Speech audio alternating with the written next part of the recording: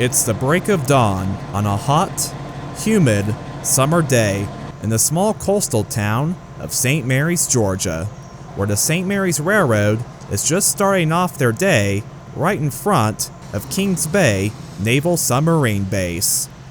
The St. Mary's Railroad is a short line that runs between the towns of Kingsland, Georgia and St. Mary's, Georgia, and despite being a relatively small railroad, they certainly keep busy, serving several customers, including companies such as Georgia Pacific, Synergy, and Lockheed Martin, which is located here at Kings Bay.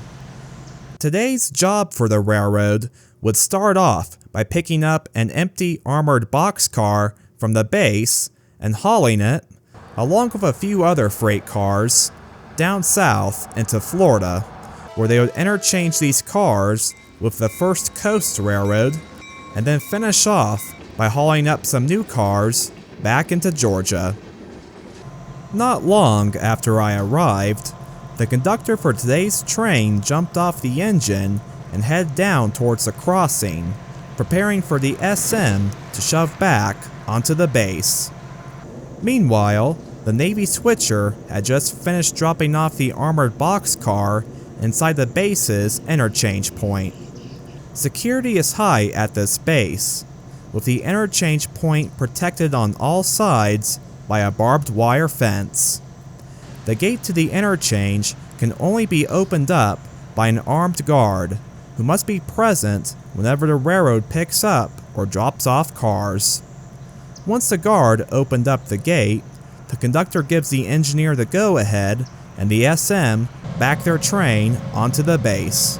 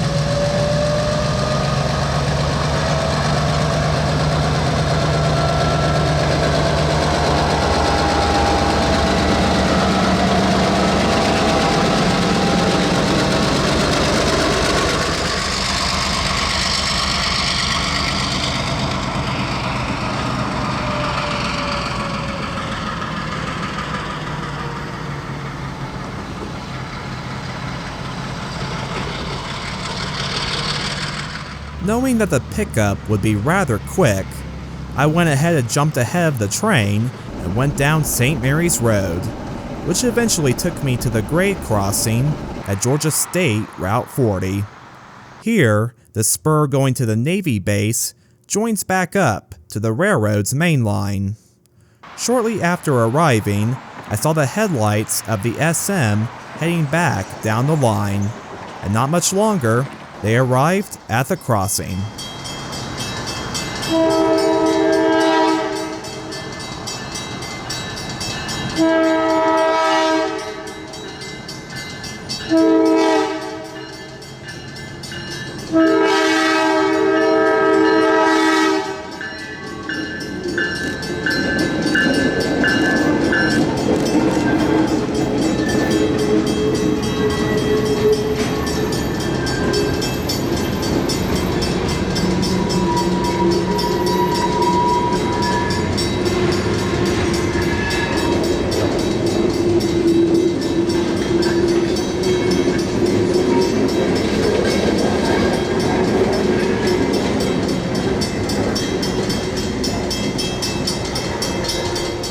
Right after joining back up onto the main line, the crew had one more car to pick up before making their run to Kingsland. In almost no time at all, the engineer was coupling up to the lone tank car. The conductor then released the handbrake and waited for the engineer to back up the train to pick him up. Once the pickup was done, both me and the train began heading from St. Mary's to Kingsland. In Kingsland, I set up my camera right along Highway 17 in the historical downtown area. This crossing is located just around the corner from where the St. Mary's Railroad joins up to the X Seaboard Main Line. Right across the street from me is Kingsland Station, which is the home of the Georgia Coastal Railway. The Georgia Coastal, which operates tourist trains on the St. Mary's Railroad, hauls hundreds of passengers per month down the main line from Kingsland to St. Mary's, giving tourists a view of southeast Georgia and a combination of vintage passenger cars and an open-air cars. More information can be found about the Georgia Coastal at www.thegeorgiatrain.com. After a few minutes, the sound of cicadas and cars passing was broken by the sound of an approaching train. In short order, the crossings lit up and the train began rounding the final curve of the SM main line.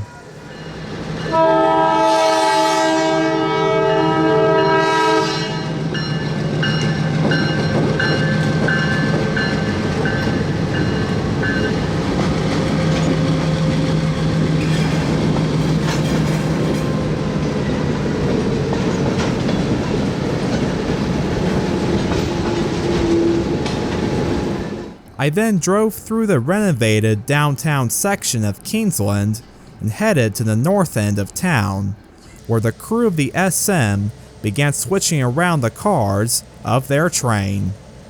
Due to the hazardous nature of the cargo normally hauled in the armored boxcar, the railroad is required to keep a certain amount of spacer cars between the locomotive and the car, in this case, 5 cars.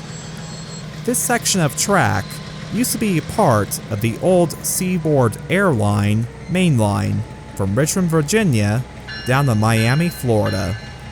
Famed passenger trains such as the Silver Meteor, Silver Star, and Orange Blossom Cannonball used to thunder down the rails here, but after the CSX merger in the 1980s, this route was slated for abandonment.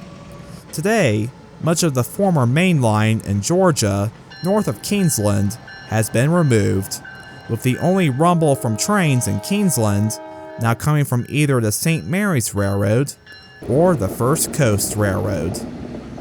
It took about 10 minutes for the crew to switch their cars around, and once complete, they were ready to jump onto the old Seaboard main line and begin their journey down into Florida.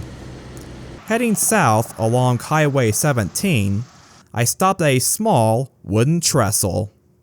This trestle, which dates back to the Seaboard days, crosses over Catfish Creek, one of the many waterways located in coastal Georgia.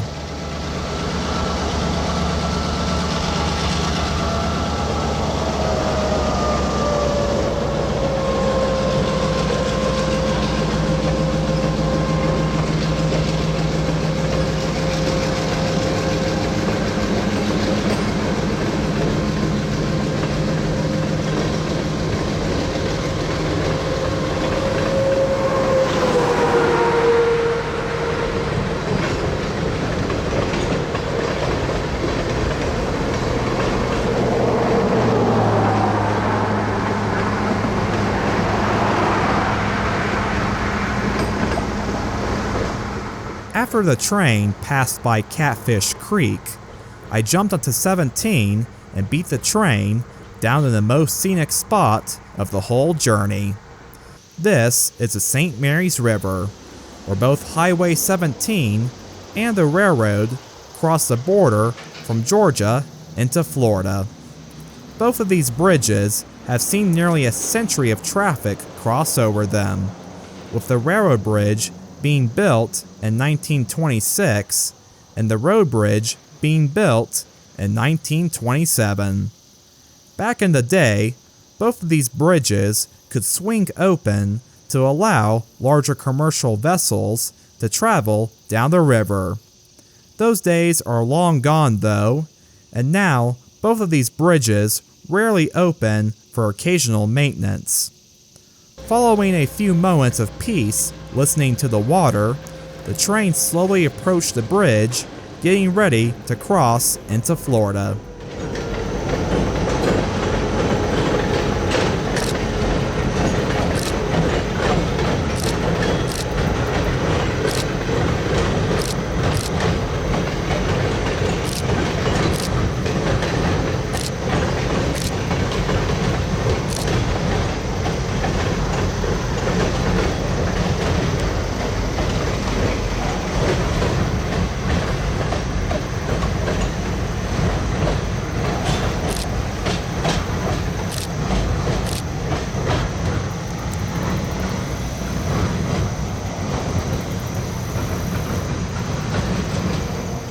And with the train now in Florida, that ended today's chase of the train.